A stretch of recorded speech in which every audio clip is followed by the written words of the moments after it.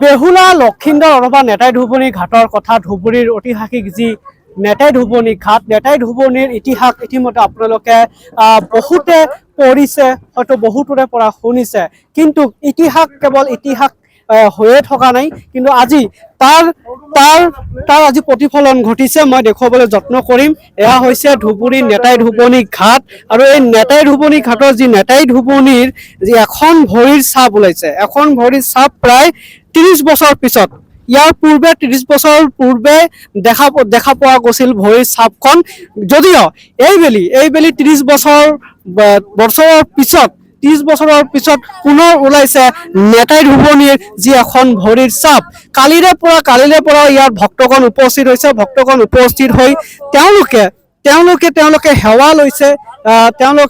সেৱা লৈছে এনেদৰে ৰাতিপুৱাৰে পৰা পূজা অৰ্চনা কৰা হৈছে কেৱল মাত্ৰ আমি সেই তাহানি দিনৰ পৰাই আপোনালোকে শুনি আহিছে যে কেৱল মাত্ৰ আমি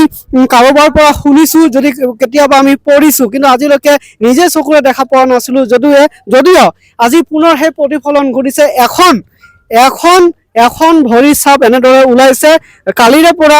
দূৰ দূৰণিৰ পৰা ভক্তগণ আহিছে ইয়াৰে যি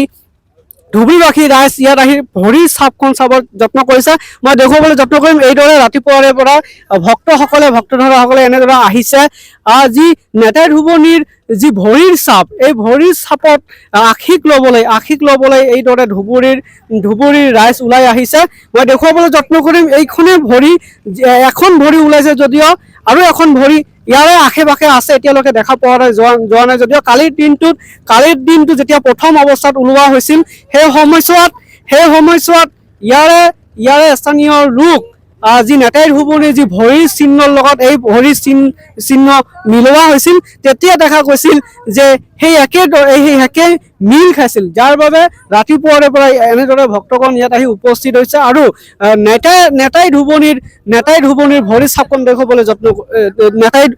ছাপখন দেখিবলৈ যত্ন কৰিছে ইয়াৰে ৰাইজ আচলতে ক'বলৈ কেৱল মাত্ৰ ইতিহাস হৈয়ে থাকোঁতে তাৰে প্ৰতিফলন ঘটিছে এয়া হৈছে ব্ৰহ্মপুত্ৰৰ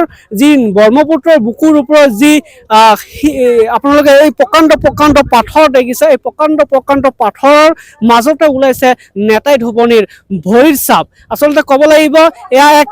কাহিনী হৈ থাকিলেও এক ইতিহাস হৈ থাকিলেও আজি প্ৰায় ৩০ বছৰ পিছত পুনৰ সেই এখন ভৰি ওলাইছে যাৰ